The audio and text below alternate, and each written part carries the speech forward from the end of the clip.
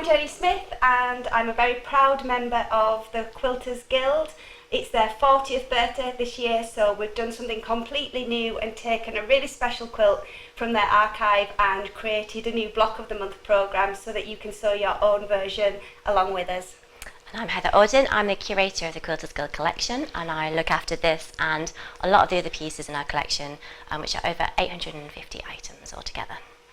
So I remember, well, you first of all, the Guild said to me, didn't you, that this was the quilt that you'd chosen for the project? Yeah, so it's an unusual piece. It's an applique piece dating from about the mid-19th century, and we thought it'd be great for a Block of the Month because of the way that it's set up with so many different motifs and so many different characters and styles with it. So we acquired it a couple of years ago from an auction, and we really wanted to do a project with it. So we don't know too much, do we, about the provenance or the backstory of this quilt? No, we don't have a lot. So quite often the pieces we get donated have a bit of family history with them, or we know who made them. But with this piece, because it was bought at an auction, a lot of that family history has been lost. So we only have very limited knowledge, and the knowledge that we can glean from things like the fabric dates and the style of the piece.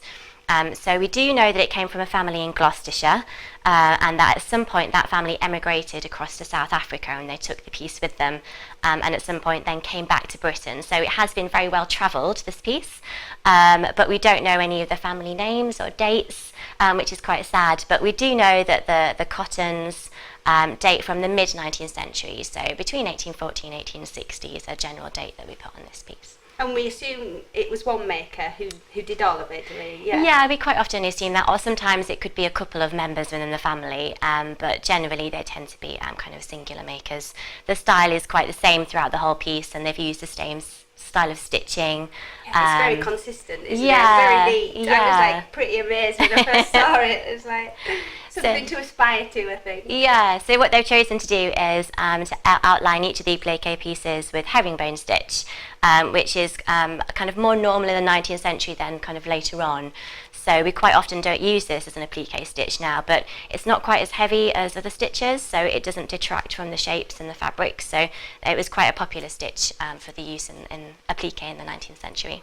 So it's needle turn applique. The shapes were needle turned first. So there's no raw edges, are there? And then, or do we? I think there are raw edges. Yeah. So okay. the decorative stitching actually covers up the raw edges, so that you don't need to turn it over. So there's sometimes a mixture of both, and then sometimes it's used just exclusively, so that you can just put the shape straight onto the backing. Yeah, and kind of, I loved. It's very charming, isn't it? Yeah. Very British, I thought. I don't know. There's kind of things that reminded me of country houses or interesting flowers and animals, but so I mean it was kind of hard to figure out what every single element is, but you'd never get bored, will you? And for me, an amazing quilt is something that where your eye keeps moving as well. And here, I think, like even just seeing it again today, you see all these details that you don't always notice at first, which is exciting. Yeah, there's so many different motifs, so many different styles of flower pots, and so many different animals. Like you say, we're not entirely sure exactly what all of them are. No, there's a few mystery hybrids. Few mystery ones, hybrids. Think, yeah, and the scale is great as well. So you have very, very large geese and absolutely tiny sheep and cows. So it's just got a real kind of folk art charm to it. And the central Red Manor House obviously is something that really draws your eye into the middle, and house blocks are quite often used in patchwork and quilting. But this one is very reminiscent of the types of houses that are depicted in 18th century samplers. So it's something that's kind of a tradition that's obviously gone on, and there are other examples, surviving examples of British patchwork that feature a very similar style house. So it's very kind of Georgian doll's house looking, and it's great kind of pulling your eye into the centre of the piece. Yeah, and then the colours, that red is then replicated, isn't it, with the hearts in some of the blocks and some of the other small buildings and flowers. And actually the backing fabrics really, like we use that for some of the inspiration, like for the Irish chain border in the quilt and everything, actually taking some of the design details, like this kind of pixelated square on this background here. Yeah. And did you say they're from a particular kind of cotton or? Well, I think some of it is a twill weave, but the actual designs are quite reminiscent of sort of the 1840s to 50s. So it's a very kind of jazzy design. So it's not quite what you're expecting. There's enough going on. I know. Look at the background, and it's even crazier. Absolutely. So yeah, it's great because quite often you don't get really large pieces of fabric in patchwork. So because they cut up very small pieces to join together, it's a lot rarer that you get kind of full border prints and pieces that you can see full designs of some of the prints, which are often a lot jazzier and a lot brighter colours than you imagine for Victorian pieces. So printed, the fabric would have been printed and made and purchased in England, would it? Yes, yeah, it's all British fabrics. Yeah, British. Absolutely. Okay. Yeah. So no South African. No, I think it was made before then. Some of the buildings look a little bit reminiscent. Yeah. Of like it's possible. I think it was made before the family emigrated, but the buildings are a little bit unusual, and it's hard to know whether that's just somebody drawing in a very naive style, or if it's influenced by particular buildings. But yeah, certainly the centre block we know is a very typical Georgian house with the circular window on the top floor, and we do find that a lot in other pieces and samplers and needlework as well. And what we thought was nice, like when I was designing this with Kay, who I work with as well, was that people could put their own spin on that. You know, the central house block could change.